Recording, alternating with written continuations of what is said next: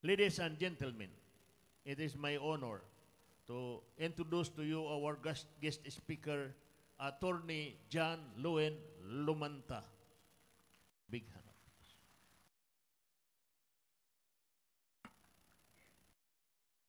Thank you. Please be seated. Thank you, sir. To our City Mayor, Honorable Darrell Dexter Uy, Vice Mayor, Honorable Senen O. Angeles, City Councilors who are present today, Councilor Soliva, Councilor Rubia, Councilor Baron, Councilor Barinaga, Councilor Verdugues, Councilor Asprer, Councilor Calibo, Councilor Banga, Board Member Dante G. Bagarinaw, Ms. Machutes of the City Local Government Operations Officer, Dr. Tabilon, our City Schools Division Superintendent, our uniformed personnel who are present today, Honorable Kenneth P. Rosal, Honorable Jose Rene G. Dondoyano, and other members of the judiciary, to all workers in government who are present today, members of the private sector and civil society, friends, ladies and gentlemen, I greet all of you with the words Dr. Jose Rizal spoke during his slow walk from Fort Santiago to Bagong Bayan, Naoloneta, on that fateful morning of December 30, 1896. I greet you with the words, "What a beautiful morning today." That was what he said. And in the context of the heavy rains these past few days, especially last night, we can really say today, what a beautiful morning. Good morning to all of you. Mornings, my dear friends, are indeed beautiful because they give us a fresh start to begin our days with new hope, to bring with us what we learned from the past, and to aspire with faith and work hard for a better tomorrow, not only for ourselves, but for our country, for a bagong Pilipinas.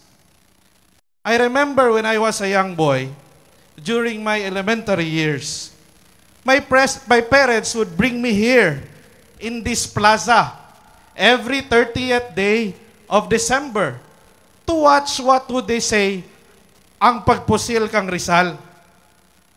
Mananaw mi nga pusilon si Rizal. Indeed, there were firing of guns and beating of drums and even blowing of trumpets to honor the dead. But no one was actually being executed.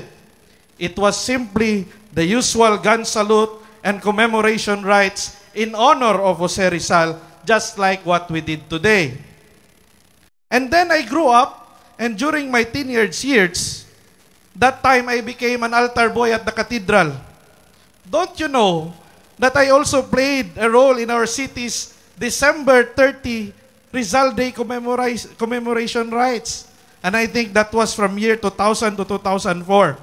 I was there at the bell tower of the cathedral, ringing the bells for the commemoration, because during that time, we used to have church bells ringing simultaneously with the sounding of sirens. I have actually never imagined that one day, like today, I would end up being in front of you, standing here in front of you, no longer as spectator, but as your guest speaker. And I thank the city government of Dipolog, especially our dear city mayor, for inviting me today to talk about Jose Rizal. And almost every time during those years, when I was celebrating with you Rizal Day, I would always listen to the speeches.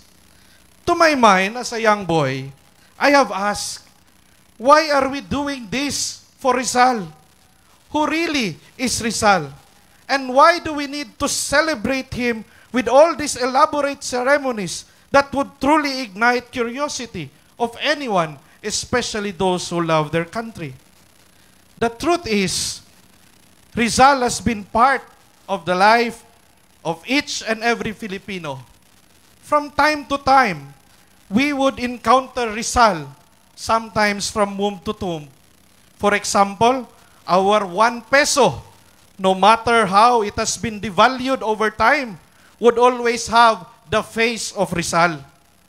And I was told that my parents were both born at the Rizal Memorial Hospital in Dapitan. Some have graduated at Rizal universities. We grew up using Rizal Posporo. We also have Rizal Cement. We have Rizal Banks. And mind you, I handled a case involving Rizal Funeral Homes. And I have yet to find today Rizal KTV Bar or Rizal Disco Club. Or perhaps, a Rizal perfume para hindi ka mag-amoy indio. Why is Rizal so important? And this has led me as I grew up to read books about Rizal and study his life and works. I was actually already a lawyer when I made serious reading of Rizal's Noli Me Tangere and El Filibusterismo. And that is to help me understand what's going on in that GMA 7's drama fantasy series entitled Maria Clara at Ibarra, starring Dennis Trillo, Julian San Jose, and Barbie Fortesa. I told you that I was brought here to the plaza when I was a young boy to experience our Rizal Day celebration. Rizal also, at age 11, accordingly, had a similar experience. He was, according to that movie produced by the Jesuit Communications last year, entitled Gumburza, that got the second Best Picture Award in last year's MMFF. According to that movie, he was also brought to Bagumbayan by his brother Pasiano at age 11 to watch, not a commemoration, but a real and actual execution. And that was the execution in 1872 of Padre Mariano Gomez, Padre Jose Burgos, and Padre Jacinto Zamora, who were publicly executed by strangulation, a method known as garrote at Bagumbayan. And they had been arrested on allegations of involvement in Cavite Mutiny. And according to Teodoro Agoncillo, a Filipino historian, the execution of the three priests marked a significant turning point in Filipino nationalism. And that was also Rizal's turning point, a call for him to act for his people. Whether or not Rizal really witnessed the said event is still being debated upon by historians today. But one thing is true and supported by evidence, that the execution left a deep mark on the 11-year-old Jose Rizal, which made him years later to dedicate to Gumburza his second novel, El Filibusterismo. The Gumburza event made him hope for bagong Pilipinas during his time, an Islas Filipinas free from tyranny, an Islas Filipinas free from oppression, an Islas Filipinas where truth, justice, and peace prevail. In his teenage years, ano ang ginawa ni Rizal? He just started just by doing what he was supposed to do during his time, to study. He studied well until he obtained a licentiate in philosophy and letters and licentiate in medicine from Universidad Central de Madrid in Spain. And almost every time, if you read history, he would receive honors as his grades would be sobresaliente, excellent. And at age 26, he published his Noli Me Tangere, and when he was 30, he published his El Filibusterismo. In his writing, like Gumburza, he fought for freedom. He exposed the oppressors. He pushed for social and political reforms. And because of that, Rizal found himself again at Bagumbayan, not to deliver a speech, but to face his own martyrdom like the Gumburza. He was shot dead at Bagumbayan at age 35, offering his body, his blood, his life for his country. Thank God, I will only deliver a speech today. There are questions that we need to ponder upon. Are we really serious in our admiration for Dr. Jose Rizal? Have we read him enough so we can already say that ang kanyang aral at buhay ay ating nilalandas? You know, Jose Rizal, before he died, he actually left a letter, a sort of a last will and testament, which contained his last instructions for his death. And these are his wishes. He wrote in his letter, and I quote, first wish, bury me in the ground.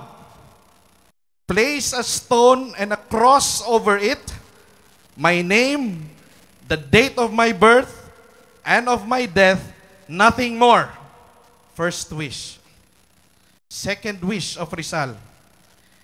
If later you wish to surround my grave with a fence, you may do so, but no anniversaries, please. Third wish of Rizal. I prefer to be buried in Paang Bundok. That is the present-day Manila North Cemetery. Except for the fence, none of these wishes were followed. Do you know where is Rizal's resting place right now? It's not in Manila North Cemetery, but at the Rizal Monument at the Luneta Park in Manila. That's where his bones are located today. No?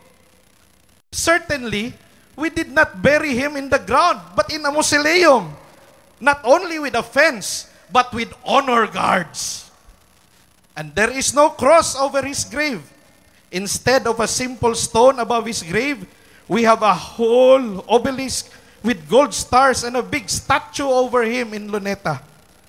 The simple inscription of his name and date of birth and death may be there, but we have all sorts of inscriptions. Even his short life story are all there. And worse. Diba? Sabi niya, no anniversaries. And here we are, ladies and gentlemen, in this plaza commemorating his death. And every June 19, we also commemorate his birth. Oh, Dr. Rizal, forgive us for idolizing you so much. But I find consolation, my dear friends, in the words of Leon Maria Guerrero, the author of the award-winning biography of Rizal, the first Filipino, which I opened days ago to prepare for this speech. In the preface of that book, Guerrero said that the way Jose Rizal died is not so important as the way he lived. In other words, we should not limit the reasons of Rizal's heroism to his death, but rather we should also focus on the way he lived his life, which in itself is also an offering for us Filipinos. To say that we can only be heroes if we die is to limit heroism, to limit the idea of being a hero. We should not commit the mistake in thinking that we can only become heroes if we die. Rizal's offering his body, the offering of his blood, the offering of his life for his country happened, more importantly, when he was still alive, like you and me today. Because of that, you and me, every one of us here present, can also aspire to be heroes. We can be heroes. In fact, we may be already heroes. Today, we need not be strangled or garroted like the Gumbursa. We need not be shot by firing squad like Rizal. We need not be assassinated like Ninoy. But like Jose Rizal and other heroes, we can also offer our bodies, offer our blood, offer our lives in the service of other people. And by doing the ordinary things, our ordinary duties, extraordinarily well, by offering our time, talents, and skills for other people, like Jose Rizal, we can be heroes. So if you are a student, be like Rizal. You can be a hero by studying well. Rizal is saying, the youth is the hope of the fatherland. Your studies today could lead not only to improving your own life, but the life of others, the life of your community as well. I am pretty sure that majority of us here were once upon a time students who spent sleepless nights to study and made sacrifices to just graduate and obtain a college degree. But look where we are right now. We are either public servants, lawyers, doctors, engineers, teachers, men and women in uniform, professionals. Like Jose Rizal, who simply practiced his profession diligently as a physician while in Dapitan, giving relief to the sick and helping particularly those who are poor. We are also offering our bodies, our blood, our sweat, our time, and for that matter, our life in the service of other people. That is also heroism, my dear friends. We can be heroes by simply practicing our profession and doing our work well. We need not die to become a hero. When you public officials and employees go back to your offices this January to discharge your duties with utmost responsibility, integrity, competence, and loyalty, and to uphold public interest over your personal interest, you can be heroes. You are already heroes. If you are an entrepreneur, those in the private sector naman, you can be a hero by being a good one, good entrepreneur.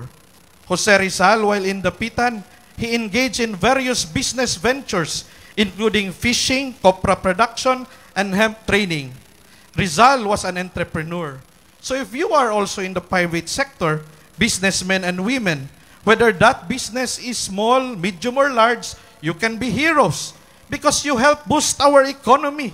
You provide jobs for the people. You pay taxes so that government can function timely and effectively. And you help move forward the economy of this country. You are an entrepreneur and a hero. Or you can simply be a father, a mother, a brother, a sister who works hard to feed your families and give them decent living and improving their quality of life. You who work hard to educate your children to make them responsible citizens of the Philippines when they grow up, you are already a hero. And if you are a public servant, a politician, you can be a politician and a hero. Many would despise today or hate politicians nowadays. But Pope Francis is saying that politics is actually a form of charity. In one of his writings, he said, if you help someone cross a river, you are doing an act of charity. But if you are a public servant, you have the capacity and power to build bridges so that people don't need any more boats to cross the river. And if someone out there is asking for alms, limos, and you give that fellow food, you are doing an act of charity, right?